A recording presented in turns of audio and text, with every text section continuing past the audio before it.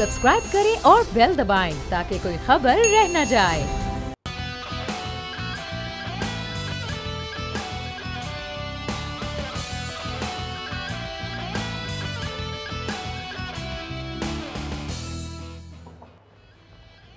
अस्सलामुअलैकुम। एक लगारी सब पे भारी में खुश आमदीद। मैं हूँ महविश अनस और मेरे साथ मौजूद है बोल न्यूज़ के एडिटर इन चीफ नज़ीर लगारी साहब। अस्सलामुअलैकुम लगारी साहब।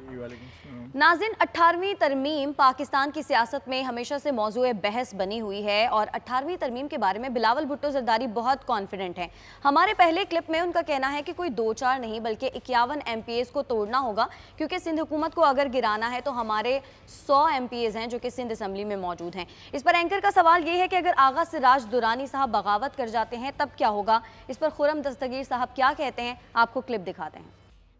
18वीं तरमीम से किसको फ़ायदा हुआ और कौन इसे ख़त्म करना चाहता है, इस पर तो हम बात करेंगे। लेकिन लगारी साहब, क्या टीवी एंकर को एक बड़ी पार्टी के चेयरमैन को बच्चा बच्चा कहकर मुखातिब करना ये सही है? असल में उनके अपने लोग हैं। हामिद मीर से तो बहुत अच्छे ताल्लुकात हैं, ज़रदारी साहब के भी और बिलावल के भी, बल्कि वो अपने जहाज़ में बिठाकर उनको साथ सफ़र करते हैं बिलावल साहब। इस तरह का एक और गुलकार थे, उन्होंने भी इसी तरह का तर्ज़ अमल अख्तियार किया था और बिलावल के बारे में गुफ्तगू करते हुए आज टीवी में उन्होंने कहा था कि छोटू को हम समझा रहे हैं, तो छोटू हमारी बात, फिर वो छोटू कहने वाले नहीं रहे थे और फ़ख्र आलम को वो कुर्बतें ख़त्म हो चुकी थीं। बिल्कुल। अब ये बच्चा बच्चा कह रहे हैं, एक मैच्योर पॉलिटिशियन बिलावल हैं, ऐसा नहीं है। मुझे उनसे इख्तलाफ हो इत्तफाक हो इससे कतई नज़र, वो पार्टी के लीडर हैं और पार्टी के इस उम्र में तो उनके नाना ने जनरल असम्बली अक़वाम मुत्तहिदा की सदारत की थी। यही उम्र थी उनकी जब उन्होंने सदारत की थी और पूरी दुनिया के बड़े लोग जो थे उसमें बैठे हुए थे। डैग हैमरशोल्ड थे और कोसीगन थे और सरबराहान ममलिकत थे। तो अब बार बार इस एहसास दिलाना कि जी अच्छा बच्चा है, जी बच्चा है, तो ये मुझे ठीक नहीं लगता है, ये तरीका कार ठीक नहीं, गलत है बिल्कुल। अच्छा लगारी साहब, क्या वाकई हुकूमत 18वीं तरमीम को गिराना चाहती है? मेरे ख्याल में हुकूमत का इंटेंशन है। एक ख़तरनाक खेल होगा ये। सही। मौजूदा हालात में पाकिस्तान जिस सूरत हाल से गुजर रहा है, इन्हें यह समझना चाहिए कि पाकिस्तान कायम क्यों हुआ था। पाकिस्तान सूबाई खुद मुख्तारी के नाम पर कायम हुआ था। कायदे आज़म के 14 नुकात देख लें, मुस्लिम लीग का क़याम पाकिस्तान से पहले का पूरा प्रोग्राम देख लें, एक ही बात पर स्टैंड कर रहा है कि मुसलमान जहाँ पर हैं वो अक्सरियत में, वहाँ पर सूबों को इतनी खुद मुख्तारी मिलनी चाहिए कि मरकज़ के पास सिर्फ 2 महकमे या 3 महकमे हों। अच्छा। और यहाँ कर आप आकर पहली बार पाकिस्तान के सूबों को ये एहसास हुआ है कि वफाक में हम शराकत दार हैं। आप वो एहसास ख़त्म करना चाहते हैं या हुकूमत का ये इंटेंशन है कि वो लोगों का ये एहसास ख़त्म करे कि छोटे सूबों के लोग, और इवन पंजाब भी कौन सा एक इकाई के तौर पर है, वहाँ पर एक बहुत बड़ी आबादी सराइकी लोगों की है। अगर आप लोगों में ये एहसास पैदा करेंगे कि आपके पास ओनरशिप नहीं है अपने इलाके की, अपने सूबे की, अपनी इकाई की, और पाकिस्तान की मजमूई ओनरशिप उनके पास नहीं है, और हम एक ऐसा अरेंजमेंट करना चाहते हैं जिससे वो हैसियत ख़त्म हो जाए, तो मेरे ख्याल में लोग कबूल नहीं करेंगे। इस सूरत हाल को बड़ी तहरीकें उठेंगी जिनका इनको अंदाज़ा भी नहीं होगा। सही। अच्छा लगारी साहब, क्या सिंध में स्पीकर सिंध असम्बली आगा सिराज दुरानी बगावत कर सकते हैं? पहली बात तो ये कि नहीं कर सकते हैं, लेकिन हम किसी के बारे में कोई हरफ आखिर नहीं कह सकते। कोई नहीं सोच सकता था कि जुल्फ़कार मिर्ज़ा जो है वो बगावत करेंगे ज़रदारी साहब से, मगर उन्होंने की। आगा सिराज दुरानी साहब का इस वक्त तक जिस कंसिस्टेंसी का मुजाहरा किया है, तो आम ख्याल यही है कि वो नहीं करेंगे ऐसा।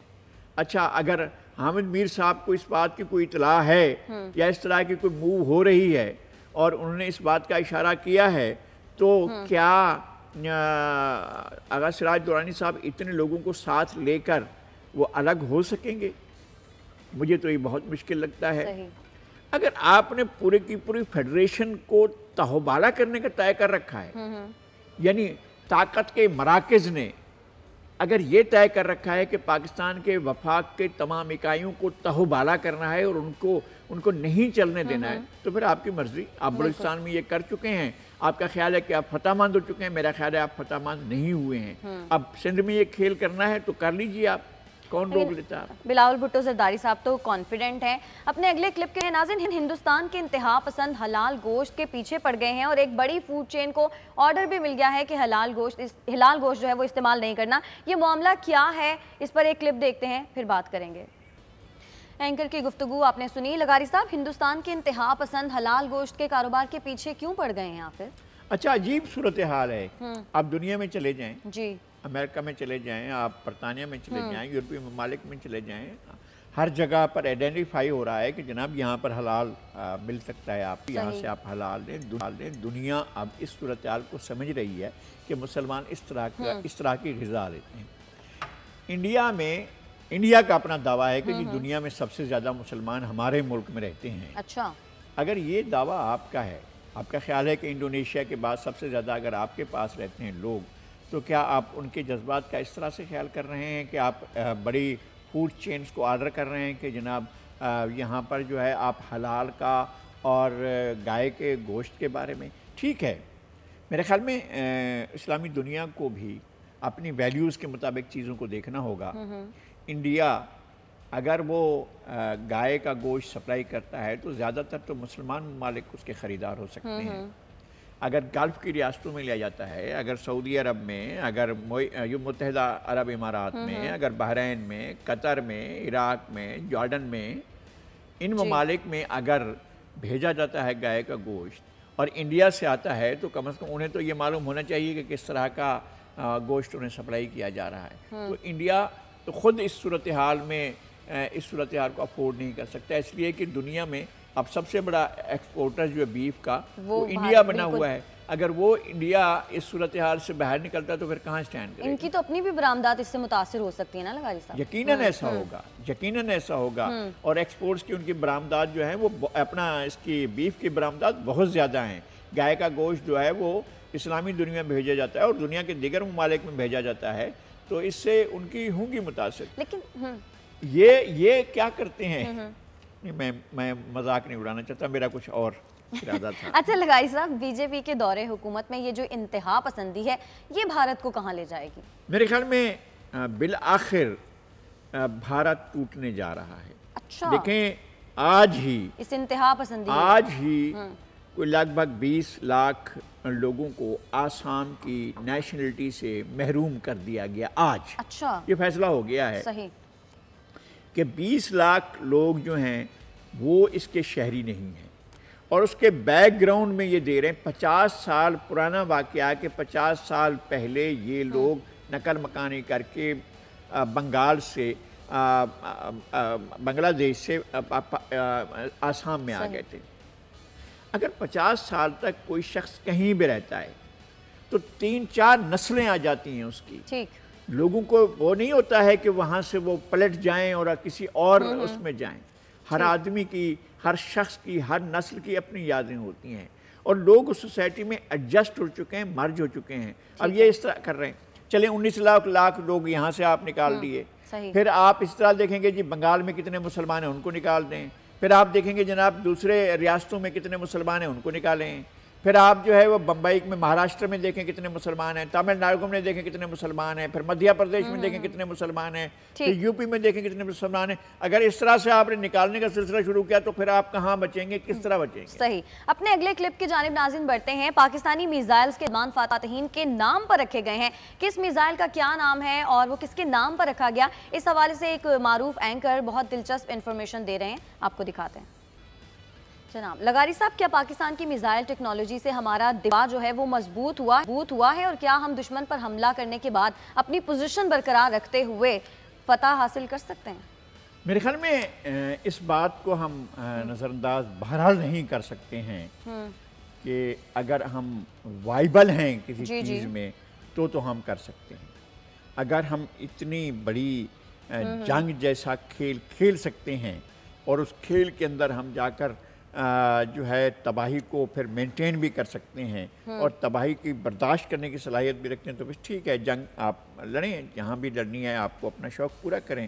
لیکن اگر آپ کے پاس اتنی استطاعت نہیں ہے تو پھر جنگیں کسی مسئلے کا حل نہیں ہوتی ہیں، بہرحال آپ کو میز پر بیٹھنا ہوتا ہے. اچھا، لیکن لغاری صاحب بڑے بڑے فاتحین کے نام پر میزائلز کے نام رکھے گئے ہیں، لیکن آپ کو لگتا ہے کہ ان کی خصوصیات بھی پائی جاتی ہیں ان میزائلز میں؟ دیکھیں میزائل تو بہرحال میزائل ہے، جو اس کا فنکشن ہے وہ وہی اس کا فنکشن ہے. اگر اس نے ڈسٹرکشن کرنا ہے، ڈسٹرائے کرنا ہے تو ڈسٹرائے کرے گا، اس نے تباہ کرنا ہے تو تباہ کرے گا، اس کا نام کچھ بھی ہو. فاتحین کے نام پر رکھا گیا ہے. جی فاتح کس کو کیا انہوں نے، یہ بھی ایک سوال ہونا چاہیے. پھر ہمیں ساتھ میں یہ بھی بتانا چاہیے کہ ملتان شہر میں 1 لاکھ انسانوں کو کس نے قتل کیا تھا. پھر یہ بھی ہمیں بتانا چاہیے کہ سانگھڑ کے قریب یہاں پر ایک شہر ہوا کرتا تھا منصورہ، اس کی اینٹ سے اینٹ کس نے بجا دی تھی، اور وہاں پر تمام انسانوں کا قتل عام کس نے کیا تھا، اور سارے کے سارے مسلمان تھے. پھر ہمیں یہ بھی بتانا چاہیے کہ ہم نے یہاں پر جو موجودہ پاکستان ہے اس کے جغرافیے پر کہاں سے حملہ آور آئے تھے اور انہوں نے کہاں کہاں پر کون کون سے مقامات پر عام جینوسائیڈ کیا تھا، میسیکر کیا تھا، وہ بھی بتانا چاہیے. وہ آگے تو بعد میں جاتے ہیں نا پانی پت کی طرف، تو پھر بابر گیا اور کہا کہ کھوپڑیوں کا، اگرچہ وہ بھی جو لودھی کو اس نے فتح کیا تھا وہ بھی مسلمان ہی تھا، اور کہا تھا کہ مجھے کھوپڑیوں کا مینار بنا کر بتاؤ، میں کھوپڑیوں کا مینار دیکھنا چاہتا ہوں. بہرحال یہ ایک حکومتوں کے کھیل ہوتے ہیں، وہ اپنے طریقے سے کھیلتے ہیں اور ہتھیاروں کے نام کچھ بھی رکھ لیں، ان کی اپنی مرضی ہے. لیکن لغاری صاحب فاتحین کے ذکر سے پیدا ہونے والی جو جذباتی فضا ہے وہ ہم پر کیسے اثر انداز ہو سکتی ہے؟ نہیں، میں یہ کہتا ہوں کہ بعض دفعہ عجیب صورتحال ہوتی ہے. جب عبدالی کا نام لیا جاتا ہے تو پھر وہاں پر کہتے ہیں جناب محمود خان اچکزئی صاحب کہ جہاں جہاں پر عبدالی کا گھوڑا گیا تھا وہاں وہاں پر ہم اس کے مالک ہیں. یعنی کہ وہ قندھار سے اٹھے یا وہ وہاں کابل اور قندھار سے اٹھے اور مختلف علاقوں کو فتح کرتے ہو. اب وہ کہہ رہے ہیں کہ وہ جہاں جہاں پر بھی وہ گئے وہ علاقے جو ہیں وہ اچکزئی صاحب کے حوالے کر دیں، تو پھر تو بہت بڑے مسئلے کھڑے ہو جائیں گے.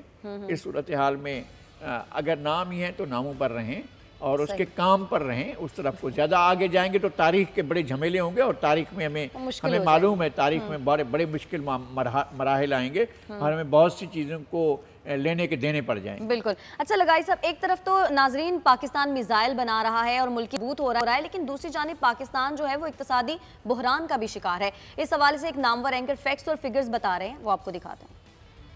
پاکستان اقتصادی بحران کا شکار ہے اور ہمارے اخراجات زیادہ ہیں اور آمدنی کم ہے. لغاری صاحب، اگر پاکستان کے اخراجات آمدنی سے دگنے ہو رہے ہیں تو حکومت کو یہ تو ضرور بتانا ہوگا نا کہ نئے پروجیکٹس کون سے شروع کیے، اتنا بڑا جو خسارہ ہے یہ کیسے ہو گیا؟ یہ تو حکومت نے بڑے دعوے کیے تھے نا، بڑے وعدوں کے ساتھ آئی تھی، اور تبدیلی روک سکو تو روکو، تبدیلی آئی. اب بتائیں نا، جو روک سکے تو روکنے والے بھی بتائیں اور نہ رکنے والے بھی بتائیں، جو تبدیلی لے کر آئے ہیں وہ بھی بتائیں کہ انہوں نے پاکستان کو کیا دیا ہے. ٹیکس اور محصولات کی مد میں جو کچھ وصول ہو رہا ہے، جو کچھ بھی وصول ہو رہا ہے، آپ اگر ایک گلاس پانی کا وصول کر رہے ہیں تو آپ کی کنزمپشن 2 گلاس پانی ہے، باقی 1 گلاس آپ کہاں سے لائیں گے جس کو آپ کنزیوم کر رہے ہیں؟ اچھا کر رہے ہیں تو پھر ٹھیک ہے، اس کا آؤٹ پٹ بتائیں. آپ نے کیا کیا ہے؟ کون سے میگا پروجیکٹ شروع کر دیے؟ نواز شریف پر چوری کے الزامات ہیں، آصف زرداری پر چوری کے الزامات ہیں، کرپشن کے الزامات ہیں. انہوں نے کچھ نہ کچھ کیا ہے. موٹر ویز بنی ہیں، بڑے بڑے پروجیکٹس بنے ہیں، میٹروز بنے ہیں، لاہور کا میٹرو بنا ہے، اورینج ٹرین بنی ہے، فیصل آباد کا میٹرو بنا ہے، اسلام آباد کا میٹرو بنا ہے، ملتان کا میٹرو بنا ہے. وہاں پر کوئی چیز لگی ہوئی نظر آتی ہے، روڈز بنے ہیں، سڑکیں بنی ہیں. آپ بتائیں کہ آپ نے اپنے ریونیوز سے اپنے اس کو اخراجات کو دگنا کر دیا ہے، تو 1 سال میں آپ نے کون سی چیز شروع کی ہے؟ آپ کے کریڈٹ پر کون سی ایسی چیز ہے جس کو آپ سمجھیں؟ آپ 4 سال سے چلتے Dera Ghazi Khan fort Munro project کو دنیا کے سامنے بتاتے ہیں کہ جناب ہم نے یہ بڑا کارنامہ انجام دیا ہے کہ گردو کے موڑ پر جو 7 چکر لگانے پڑتے تھے اور جانوں کو خطرہ لاحق تھا، ہم نے اس کا جو ہے وہ بنا دیا. وہ 4 سال سے زیر تعمیر تھا. آپ کے دور میں آ کر وہ خدا کر کے اپنے تکمیل کے آخری مراحل میں پہنچنے کے بعد اب جو ہے اس کو کھولا گیا ہے. تو اب آپ سمجھ رہے ہیں کہ ہم نے بہت بڑا تیر مار لیا ہے، بہت بڑا کام کر لیا ہے. آپ کے دور میں پاکستان کے لیے کوئی بھی میگا پروجیکٹ شروع نہیں ہوا، جبکہ آپ کے اخراجات پچھلی حکومتوں کے اخراجات سے دگنا ہیں. تو آپ کو بتانا ہوگا نا کہ یہ سب کیسے ہو رہا ہے، کیوں ہو رہا ہے، کس طرح ہو رہا ہے. لغاری صاحب لیکن کیا جذباتی جملوں سے جنگ لڑی جا سکتی ہے اور ہمارے یہ کہہ دینے سے سری نگر فتح ہو جائے گا، یا پہلے ہمیں اپنے گھر پر توجہ دینی ہوگی؟ میرے خیال میں ہمیں ایک تو یہ کہ وہ صحیح کہہ رہے ہیں کہ مایوسی نہیں پھیلانی چاہیے، مگر کیا حکمرانوں نے صورتحال مایوس کن نہیں بنا دی ہے؟ کیا صورتحال یہاں تک نہیں پہنچی ہوئی ہے کہ ہمارے پاس، ہمارے لوگوں کے پاس ان کی قوت خرید جو ہے وہ تقریباً ختم ہو چکی ہے؟ اگر لوگوں کے پاس ایک راشن نہیں ہے پراپر، اگر وہ زندگی میں کھانا پینا یہ 2-3 چیزیں نہیں کر سکتے ہیں، اگر علاج معالجے کے لیے نہیں ہے، اگر رہائش کے لیے لوگوں کے پاس کچھ نہیں ہے، تو پھر آپ جائیں دنیا فتح کریں. آپ کو کس نے روک رکھا ہے؟ یہ وہ زمانہ نہیں ہے کہ فرغانہ سے اٹھیں گے، 12 آدمیوں کو ساتھ لیں گے، پھر 24 بنائیں گے، پھر 150 بنائیں گے، پھر 500 بنائیں گے، پھر حملہ کریں گے، پھر اگلے گاؤں حملہ کریں گے، پھر اس کے اگلے گاؤں. وہ نہیں ہے زمانہ. اب زمانہ دوسرا ہے کہ آپ کتنے اکنامیکل طور پر کتنے سٹرانگ ہیں، آپ کی معیشت کتنی مضبوط ہے. اگر آپ کی معیشت مضبوط ہے تو پھر آپ جائیں. چائنا نے کتنی جنگیں لڑی ہیں اپنے 49 کے انقلاب کے بعد سے لے کر آج تک. چائنا نے کتنی جنگوں کو اوائڈ کیا ہے. بالکل. چائنا نے انڈیا کے بہت سے علاقوں کو فتح کرنے کے بعد سرنڈر کیا تھا کہ جی واپس آ جائیں آپ، ہم اس کو اپنے پاس نہیں رکھیں گے. ایک ہی واقعہ ہوا تھا جو چین کی اور انڈیا کی لڑائی ہوئی تھی، اس میں بھی اس نے علاقے واپس کر دیے تھے. پھر اس نے کسی کے ساتھ جنگ نہیں کی ہے، جنگوں سے اوائڈ کرتا رہا ہے، وہ معیشت پر توجہ دیتا رہا ہے. اور ہم جنگی بخار ہمیشہ رکھتے ہیں، جنگ کا بخار رہنا چاہیے، جنگ ہو نہ ہو، جنگ کی حالت ہو نہ ہو. جنگ اگر مسلط ہو جائے تو اگر آپ کوئی چھیڑ خانی کرنا چاہیں تو دوسری صورتحال ہے، لیکن آپ کے ہاں جنگ کی فضا ہمیشہ رہی ہے. ہم ہمیشہ قومی ترانے گانتے ہیں، ہم ہمیشہ قومی نغمے گاتے ہیں، ہم ہمیشہ کہتے ہیں کہ جناب اے وطن کے سجیلے جوانوں، ماشاءاللہ بہت اچھا گاتے ہیں. ملکہ ترنم نے، نور جہاں نے بڑے شاندار نغمے گائے تھے. لیکن یہ نغمے جو ہیں ہمیں وہاں پر ٹھیک لگتے ہیں اگر ہماری اکنامی ٹھیک ہو، اگر ہمارے گھروں کا نظام ٹھیک ہو، اگر ہم معیشت ہماری ٹھیک ہوگی تو بڑے سارے نعرے اچھے لگیں گے. اگر ہمارا گھر چل رہا ہوگا تو پھر ہم سمجھیں گے کہ بہت اچھا ہو رہا ہے سب کچھ. لیکن لغاری صاحب یعنی آپ یہ کہہ رہے ہیں کہ بڑی جنگوں کے لیے بڑی معیشت کا ہونا بہت ضروری ہے. میں یہ نہیں کہتا ہوں کہ آپ کمپرومائز کریں. کس نے کہا ہے آپ کو کمپرومائز کرنے کے لیے؟ آپ تیاری تو کریں. آپ کے پاس پہلے تو یہ ہے کہ آپ کے پاس اپنی تو چیزیں موجود ہوں. ہم تو وہ ہیں کہ قرض کی پیتے تھے میں اور سمجھتے تھے کہ ہاں رنگ لائے گی ہماری فاقہ مستی ایک دن. ہم تو جو کچھ گھر میں پرائم منسٹر ہاؤس میں جو کچھ ہم استعمال کرتے ہیں اس کے لیے بھی ادھار لیتے ہیں. ہم گورنر ہاؤس میں جو کچھ کھاتے ہیں وہ بھی ہم ادھار لیتے ہیں. ہم چیف منسٹر ہاؤس میں جو کچھ لاتے ہیں وہ بھی ادھار لاتے ہیں. ہم اس ملک کو ادھار لے لے کر لوگوں سے، آئی ایم ایف سے، دنیا سے اور سی پیک سے، فلاں سے، ایشین ڈیولپمنٹ بینک سے، انٹرنیشنل مانیٹری فنڈ سے، ورلڈ بینک سے، ادھر سے پیسے پکڑ کر ہم لے کر قرضے لے کر پھر ہم شاندار قسم کی ٹائیاں پہن کر، شاندار قسم کے لباس پہن کر ہم دنیا کے سامنے جاتے ہیں اور اپنا رونمائی کرتے ہیں. آئیے جناب ہمیں دیکھیے. دنیا کو پتہ نہیں ہے کہ یہ بیچارے بھوکے پیٹ آئے ہیں ہمارے پاس، ان کے کھانے کے لیے کچھ نہیں ہے. وہاں پر کروڑوں انسان جو ہیں غربت کی لکیر سے نیچے رہ رہے ہیں. ہم ان تمام چیزوں کو چھوڑ کر ہم جو ہے وہ دیکھیں، جنگ بہرحال ایک بڑی چیز ہے. اس کے لیے آپ کی تیاری کم از کم گھر کی سطح تک تو ہونی چاہیے. پھر آپ جنگ کا بخار چلائیں. ٹھیک ہے لغاری صاحب، ہمیں بریک کی جانب بڑھنا ہے. ناظرین کہتے ہیں بریک سے جب واپس آئیں گے تو پھر سیاسی منظرنامے پر ایک نظر ڈالیں گے. ساتھ رہیے گا.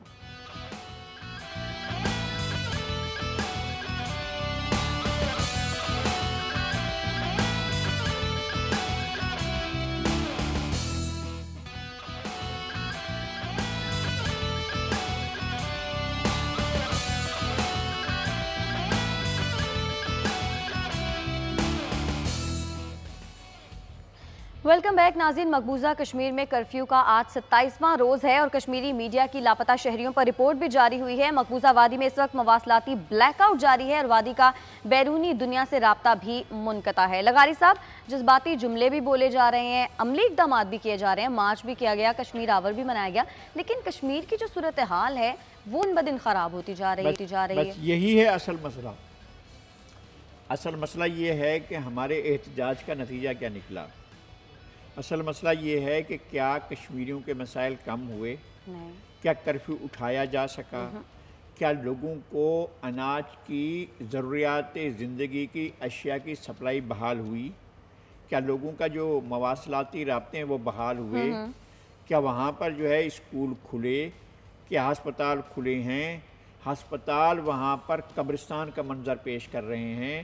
وہاں پر لوگ آتے ہیں، مریضوں کو لا کر وہاں پر لاشیں لے جاتے ہیں. لاشیں بھی نہیں لے جا سکتے اس لیے کہ کرفیو ہے، موومنٹ نہیں ہے.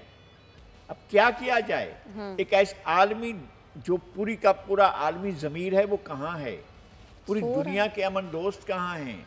اقوام متحدہ کہاں ہے؟ سلامتی کونسل کہاں ہے؟ انسانی حقوق کے ادارے کہاں ہیں؟ ہلال احمر کہاں ہے؟ ریڈ کراس کہاں ہے؟ ایمنسٹی انٹرنیشنل کہاں ہے؟ وہ جو دنیا بھر میں ایٹمی ہتھیاروں کے پھیلاؤ کا جائزہ لیتے ہیں، یہاں پر جو ایٹمی ہتھیاروں کے استعمال کے بغیر 1 کروڑ انسانوں کی جانوں کو خطرہ لاحق ہے، وہ کہاں ہیں؟ اور وہ جو رپورٹیں پیش کرتے ہیں جہاں پر مچھلی پھنس جائے اور جہاں پر اگر کوئی ڈالفن پھنس جائے اور اس کے بارے میں کئی دن تک نشریات چلاتے ہیں، وہ کہاں ہیں؟ جو انسانوں کی زندگی کے بارے میں فیصلے کرتے ہیں اور ان کو بچانے کے لیے کوشش کرتے ہیں، وہ کہاں ہیں؟ وہ جو انسداد بے رحمی حیوانات کے ادارے چلاتے ہیں اور وہ جو ہے کہتے ہیں کہ جناب جنگلی حیات کو ختم نہیں ہونا چاہیے، انسانی آبادی کو ختم کیا جا رہا ہے، وہ لوگ کہاں ہیں؟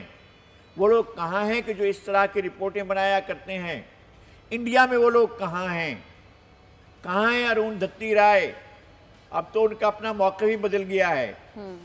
اب اور چیزیں نئے سرے سے بحث شروع ہو گئی ہے. کیا ہمیں کیا سوچنا چاہیے؟ انڈیا کے باضمیر انسانوں کا کیا ہے ان کے پاس؟ وہ کیا جواب دیں گے؟ کیا 1 ارب سے زائد انسانوں کے ملک میں اتنے انسان نہیں رہے ہیں جو اپنی آنکھوں سے یہ صورتحال دیکھ رہے ہیں؟ صحیح بات. انڈیا کی پوری آبادی کیا دیکھ رہی ہے؟ انڈیا میں جو اتنے عرصے سے اپنے آپ کو کہہ رہے تھے کہ ہم سیکولر ہیں، وہ کیا دیکھ رہے ہیں؟ انڈیا میں جو لوگ اہنسا کی بات کرتے تھے وہ کیا دیکھ رہے ہیں؟ انڈیا میں جو ستیہ گرہ کی بات کرتے تھے وہ کیا دیکھ رہے ہیں؟ انڈیا میں جو گاندھی کے پیروکار تھے وہ کیا دیکھ رہے ہیں؟ انڈیا میں جو لوگ کہتے تھے کہ ہم انسانوں کا بڑا احترام کرتے ہیں، وہ تو جانوروں کے ساتھ بھی بے رحمی کا تصور نہیں کرتے ہیں، تو وہ کیا کر رہے ہیں؟ انہیں اس تماشے کو نہیں دیکھا ہے، انہیں یہ تماشا نظر نہیں آ رہا ہے، انہیں ایک قیامت نظر نہیں آ رہی ہے.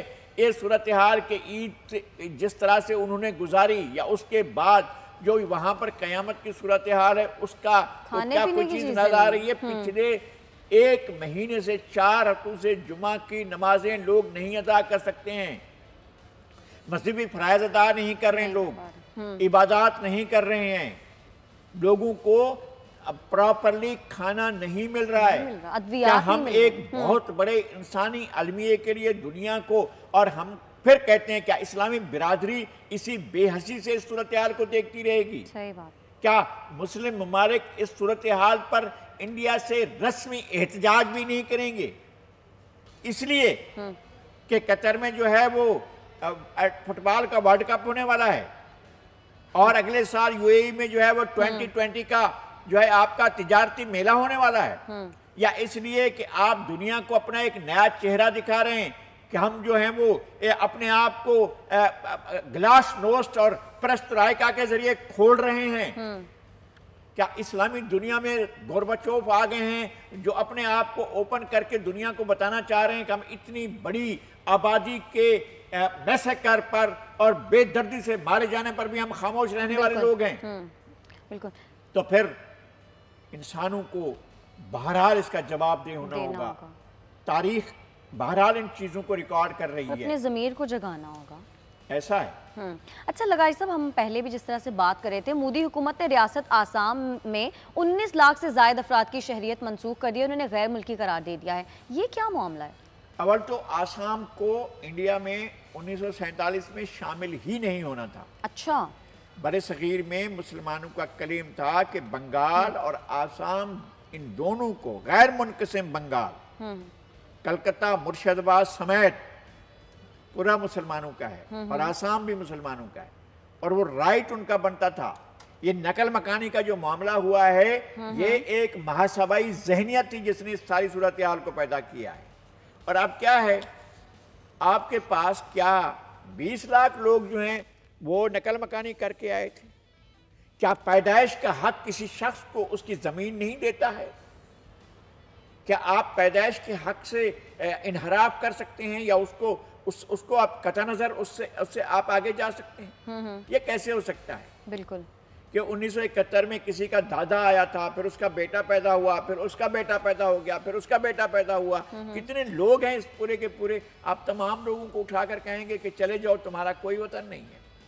4 ماہ کا وقت یہ 19 لاکھ تو تعداد بتائی جا رہی ہے, لیکن ایکچولی یہ 40 لاکھ لوگوں کو جو ہے وہ نکالنا چاہتے ہیں. لیکن نکال کر کہاں بھیجیں گے؟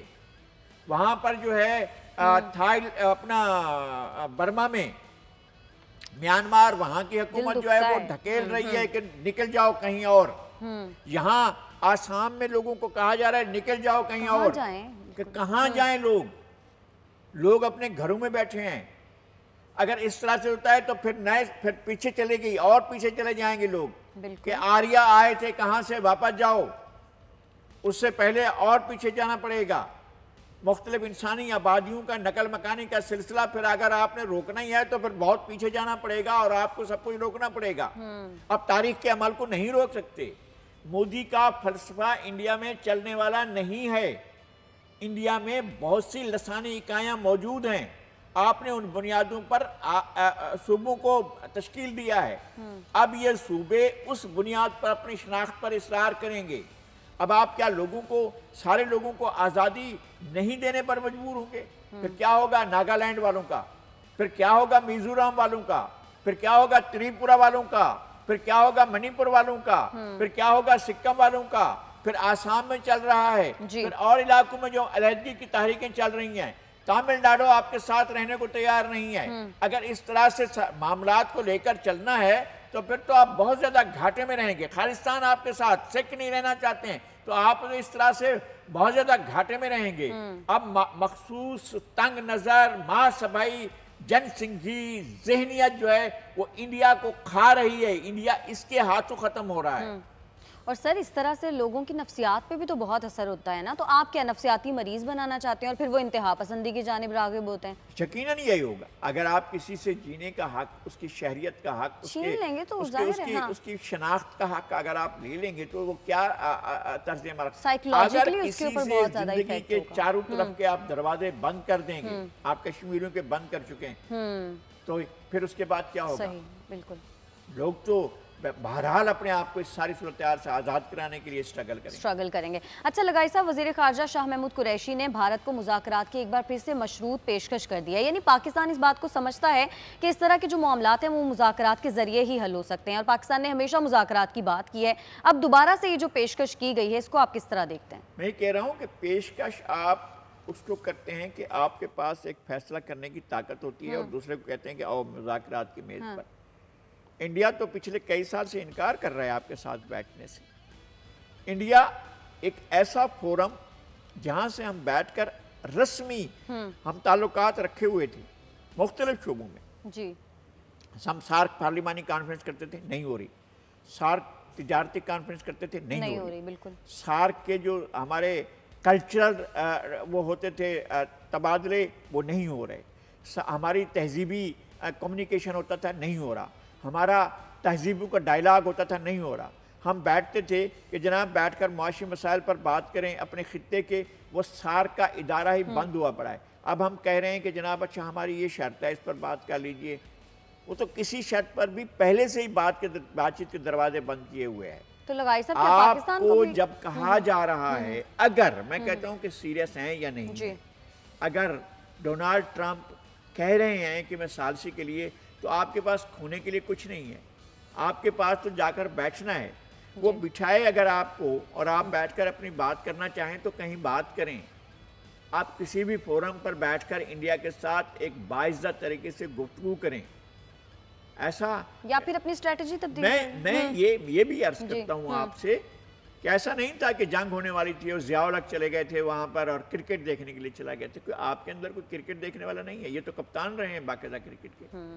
تو آپ جائیں اور کہیں کہ جی اچھا میں طبیعت پوچھنے جا رہا ہوں, میرا دوست سندھو بیمار ہے, آپ اعلان کر دیں کہ جی میں سندھو کی طبیعت پوچھنے جا رہا ہوں.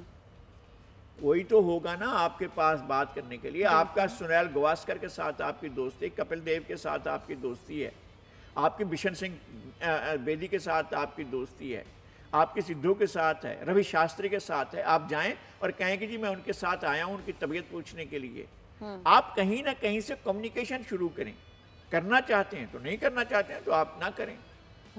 ٹھیک ہے. اچھا لغاری صاحب, نیب کی خورشید شاہ اور اہل خانہ کی جائیدادوں کی تفصیلات نیب نے طلب کی ہیں, تو اب اس سمجھا جائے انتقامی کارروائی یا نیب اپنا کام کر رہا ہے؟ نہیں, میں بہت تھک چکا ہوں اس صورت پر بات کرتے ہوئے, اس لیے کہ نیب کی وجہ سے اگر پاکستان آگے بڑھ رہا ہے تو بالکل ٹھیک ہے, آپ ضرور آگے بڑھیں. اگر آپ کی وجہ سے چیز خراب ہونا ختم ہو گئی ہے تو میں کہتا ہوں کہ روز بروز حالات خراب ہو رہے ہیں, کرپشن بڑھ رہی ہے. پاکستان میں کرپشن کی شرح ماضی کے کرپشن کے مقابلے میں کئی گنا بڑھ چکے ہیں. سرکاری دفاتر میں کام رکے ہوئے ہیں. اب نیب کو جو جانتا ہے, نیب کے ساتھ اگر کسی کا رابطہ ہے, کسی کی دعا سلام نیب کے افسروں سے, تو وہ اپنا کام جا کر کروائے, ورنہ لوگوں کے کام ہی نہیں ہو رہے ہیں. لوگ بیٹھے ہوئے ہیں, پاکستان میں گورننس رکی ہوئی ہے, فریز ہو چکی ہے, دم توڑ چکی ہے. نیب والے ڈنڈا لے کر بیٹھے ہوئے ہیں اور نیب جو ہے وہ آگے نہیں چلنے دے رہا ہے. چلائیں آپ جس کے ساتھ آپ کرنا چاہتے ہیں. اچھا لغاری صاحب, ہمارے پاس ہم اپنے ناظرین کو پکچر دکھانا چاہتے ہیں. ٹویٹر پر ایک چل رہا ہے اور یہ کس قسم کی لینگویج استعمال کی جا رہی ہے یہ آپ دیکھ سکتے ہیں. ہم آپ کو پکچر بھی دکھا سکتے ہیں. سوشل میڈیا پر ٹرینڈنگ کرتے یہ مختلف پیغامات ہیں اور لینگویج لغاری صاحب اس طرح کی ہے کہ ہمیں بلر کرنا پڑ رہا ہے. یہ سوشل میڈیا کا کوئی ضابطہ, کوئی قانون نہیں ہے, جس کا جو دل چاہتا ہے پوسٹ کر لیتا ہے. دیکھیں انسان مہذب کیسے بنا, انسان نے تہذیب کیسے سیکھی, انسان نے جینا کیسے سیکھا. جینے کے لیے شرط یہ ہے کہ ہم پیسفل کو ایگزسٹنس کے تحت جئیں, پرامن بقائے باہمی. مجھ پر آپ حملہ نہیں کریں گی, آپ پر میں حملہ نہیں کروں گا, یہ ہمارے بنیادی اصول ہے جینے کا. آپ کی عزت میرے لیے اتنا ہی محترم ہے جتنا مجھے اپنی عزت محترم. یہ ہمارا جو ہے لازمی ہے کہ ہم ایک دوسرے کا احترام کریں. اس طرح کی آزادی کوئی چیز نہیں ہے. اگر آزادی ذمہ داری کے ساتھ نہیں ہے تو آپ اپنی ذمہ داری کے بغیر اگر کوئی آزادی کا استعمال کر رہے ہیں تو ایسی مادر پدرزاد آزادی کہیں بھی نہیں ہوتی ہے. بالکل ٹھیک ہے لغاری صاحب, بہت شکریہ آپ کا. ناظرین آج کے پروگرام ہی کل پھر سے آپ کی خدمت میں حاضر ہوں گے. تب تک کے لیے نذیر لغاری اور مہوش انس کو دیجیے گا اجازت. اللہ نگہبان.